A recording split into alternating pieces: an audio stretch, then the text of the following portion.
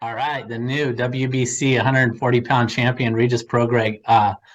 Incredible performance Saturday night in Carson, California. 11th round TKO victory, knockout victory. And you said that it was coming, Regis. You were on here last week. You said that you were going to win by knockout, and that's what you did. What were the keys to winning the fight in that kind of fashion?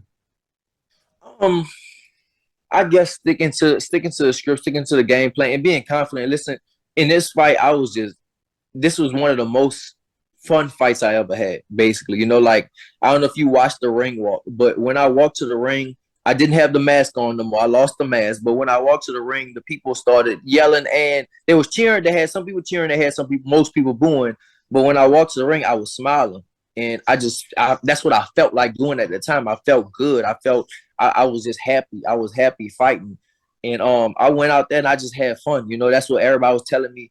That's what Maul, me and Jamal Charlo, we real Yeah, cool. He was like, man, just go out there, go out there, have some fun. And all my team, they was like, man, just go have fun. And that's for me, that's what I did. I just went out there and I had a lot of fun. And and that's how I think that's and I adapted this was one of my hardest fights because it was mentally the dude Jose. I respect him because he had a lot of speed and he had power, which is always hard to deal when you have power and speed to go on top of it. It's definitely always hard to deal with that.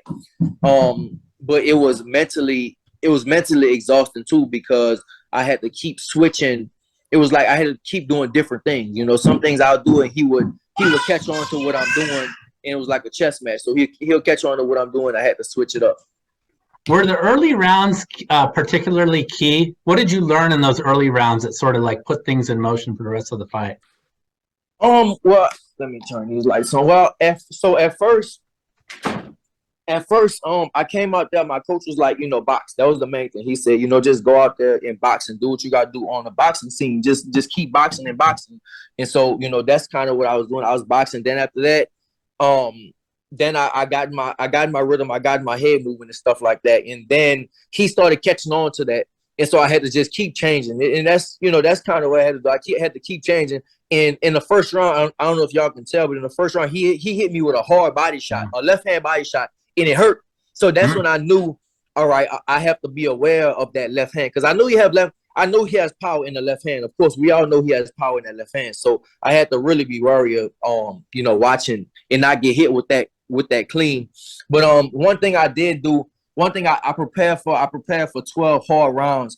And so for me, I'm one of the fighters that I get stronger as the rounds go on. And I know that. I'm gonna get strong. I'm gonna keep getting stronger and I'm gonna get stronger and I'm gonna get stronger. And I know other people are gonna fatigue. And I know about him, he will fatigue, if not mentally, if not physically, but he'll fatigue mentally. And so that was kind of my plan to, if I didn't get him out early, to bring him into the deep waters and then start to pick it up. And that's kind of what I did. It's so funny you say that because I just had an interview, and I know this is kind of off subject, but I was just talking to the very distinguished longtime football coach Steve Spurrier, and he was saying that he took this lesson from the great basketball coach John Wooden, that Right. conditioning is everything. If you have conditioning, it pays dividends by the first half of the action that you're involved in, and it's going to continue to reward you throughout those Right. late rounds, like you're talking about. Is it the same with boxing? Yeah, definitely.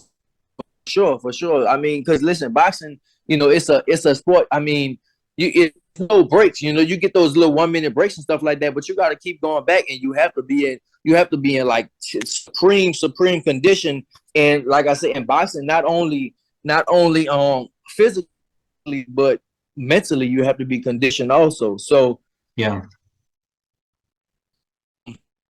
that kind of, and I saw him mentally fade too. You saw him mentally fade?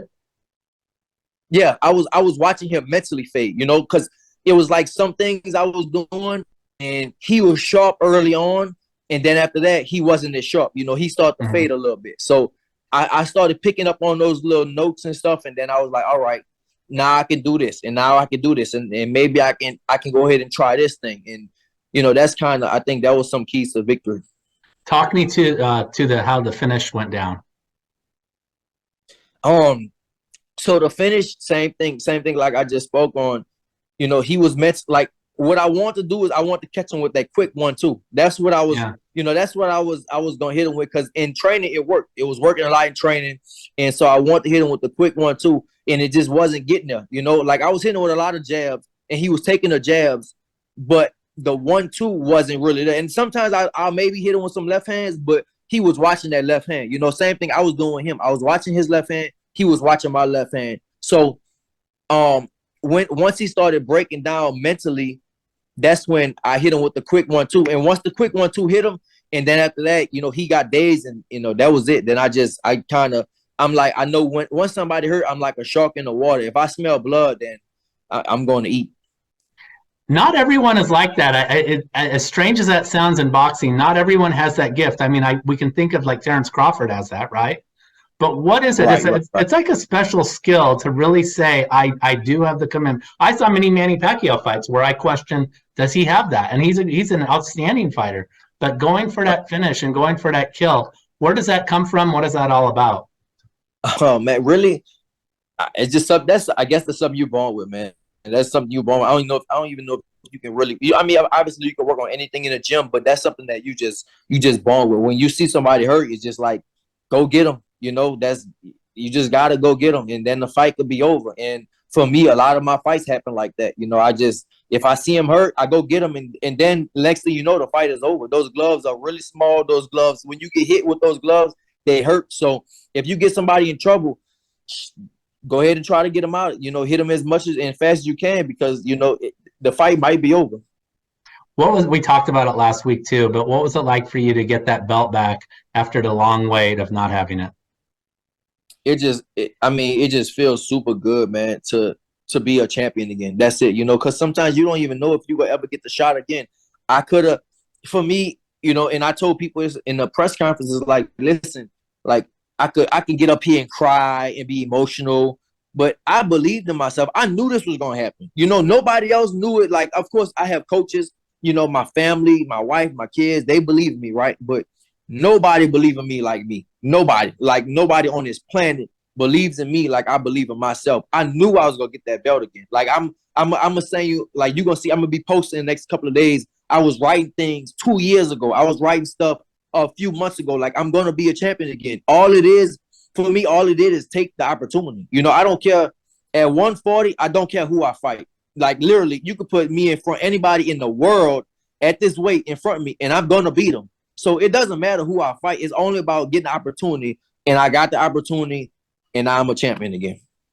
How do you feel about your immediate future? I know there's a lot before you. You've got guys. I know, Jose Ramirez apparently is saying that he wants in. Taylor, if he beats Catterall, I'm sure that would be a great rematch. We talked about this as well. That Tiafimo kind of lingers out there as well. Even maybe going back to New Orleans. I heard you would even go back to New Orleans and fight. What are you thinking? What are you going to do next? So I do want to go back to New Orleans. I do want to have a big fight in New Orleans. I'm the champion now, so I'm the champion again. So now it's time to go back home and put a big fight. I'm gonna put a huge fight on in New Orleans and do something out there, and just to give the fans, give the city some boxing, big time boxing back there again. But it's a lot, man. It's a lot that I can do. I was just talking about, I can either do. It's always about belts or money. It's always a balance thing. Belts or money. Belts or money. Belts or money. So of course I want the big fights, but I am the champion, and maybe I can unify. Maybe I can go grab another belt or 2 belts, or I can just keep defending the WBC and fight. But it's a lot of big fights out there. I know at 140 it's a whole lot of big fights out there. So right now it's just about lining the right things up. That's all. Just line them up. Are you obligated to do anything? I was out at the WBC convention, and like I said, I know that they've bandied about the name of Ramirez. Do you have to fight him by a certain date, or what is? I don't think I have. No, I don't. Honestly, I don't know. I don't think so. But we'll see. I don't think I have to fight him. I think he actually might be fighting or something like that. So I don't know. Yeah. But right now, I know I'm taking a break. I'm definitely taking a break. I was in camp for a long time, man. I was in camp for this about 5 or 6 months. I was in camp. So right now, I'm going to take a good vacation. I'm going to Brazil for Christmas. And then my birthday is like, the next month after that in January. So, I'm going to take a little time. I'm going to still train, but I'm not going to be thinking about fight right now, because I've been I've been having a long, hard. This was a real long, hard training camp. So I think right now I'm gonna chill out for a little while, and then start setting the business things up with me with the next fight, and try to make something big happen in New Orleans.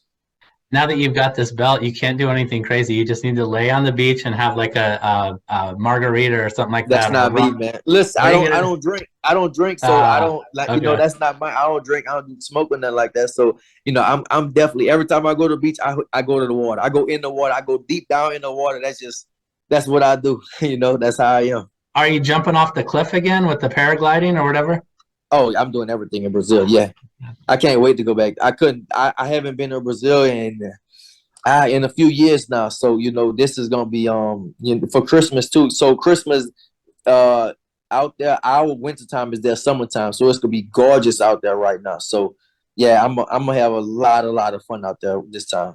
That'll be fun. You mentioned the scene of Jamal Charlo coming by your locker room and exchanging pleasantries with you. What does it mean for you to have a champion like that clear his schedule and say, I want to go watch my guy fight and be there for him and say some words before he gets in the ring? I mean, I love it, bro. We grew up together. We all, me, him, we grew up together, and now we actually making history, man. We all came out the same gym, and we 3 WBC champions. We 140, 154, 160, all the WBC champion of the world, and we came out the same gym. We used to I'm like 1 year older than them, but I used to drive them to the gym, and we all in champions. That's crazy. That's amazing. Like 3 people. You talk about 3 of the best people in the world. We all train in the same gym together. We all train together, and you talk about now you talk about Texas boxing. So right now you have 140 with me, 140 with me, 147 with Errol, 154 with Mel, and 160 with Maul. You have 4 WBC champions just in the state of Texas. 3 of them came out the same gym, and we all connected. I fought Errol twice in the amateur, so we all connected. So oh my God, what was that like? Yeah, me and Errol fought twice in the amateurs. Yeah, it was good fights. He won both of them, but it was definitely good fights. It's gotta mean the world to you, Regis. I mean, obviously, if you had any explanation for why that happened, what would it be? What?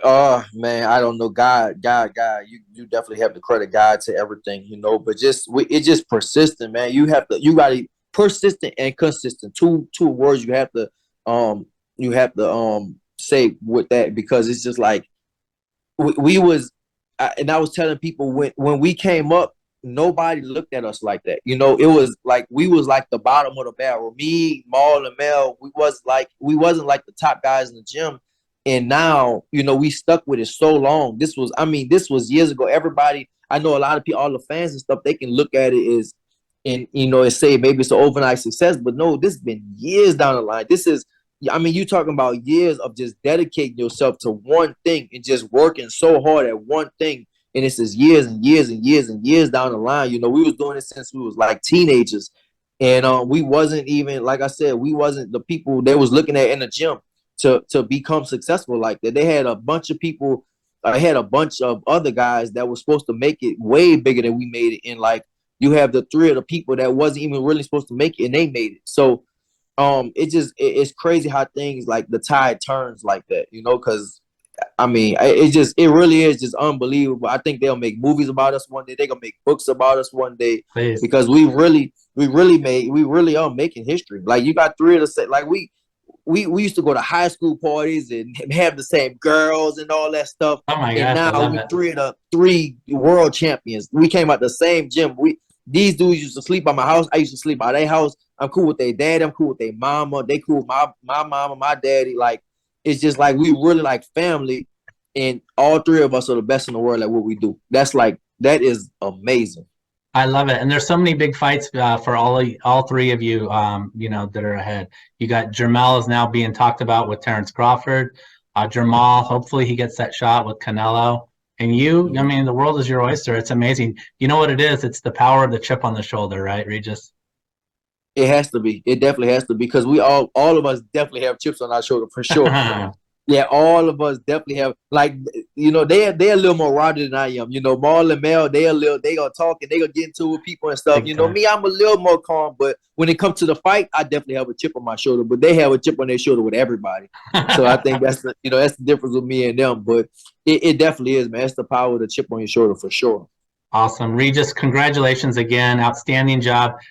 Please be safe in Brazil, and we will talk to you soon for your next first title defense, WBC belt. Thank you again, Regis Yes. Prograis. All right. Thanks, man.